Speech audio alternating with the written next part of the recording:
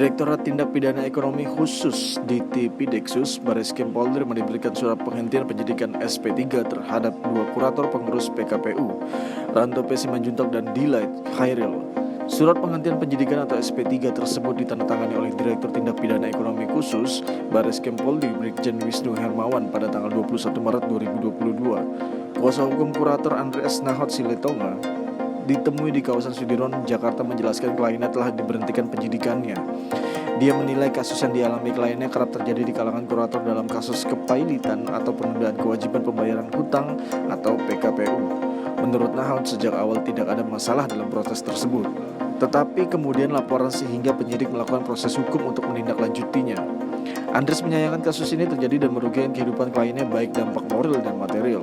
Dia mengatakan seharusnya kasus ini bisa diselesaikan dalam proses PKPU dan mekanisme di dalamnya.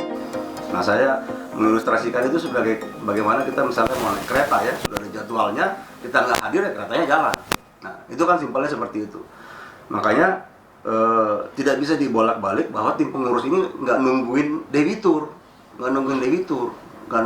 memberikan buktinya, sehingga debitur ini mengambil langkah hukum pelaporan. Nah, itu juga sebenarnya suatu hal yang kami sangat sayangkan, karena masih banyak proses ya, paling nggak satu proses hukum yang bisa diambil oleh debitur ini, yaitu dia bisa mengajukan keberatan ya, untuk nanti diputus oleh hakim pengawas pada akhirnya apa yang sudah ditetapkan oleh pengurus sebagai daftar piutang itu.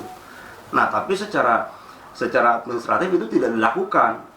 Nah, padahal ini semua bisa clear kalau misalnya hakim pengawas nanti akan memeriksa juga bukti-buktinya. Sekarang buktinya nggak disampaikan. Nah, bagaimana nanti hakim pengawas bisa mengambil suatu keputusan terhadap itu? Ternyata dimasukkan sebuah laporan polisi dan faktanya sekarang sudah dihentikan. Ya, jadi sudah clear, ini sudah nggak ada masalah. Itu yang menjadi keyakinan kami sejak awal sampai dengan saat ini, bahwa ketiga klien kami, Ranto, Astro, dan Delight, memang tidak ada masalah sejak awalnya. Makanya itu yang kami sampaikan bahwa ini adalah suatu harapan juga supaya nanti ke depannya kawan-kawan kurator itu jangan takut lah kalau misalnya ada proses hukum yang harus dihadapi karena ada laporan yang seperti ini.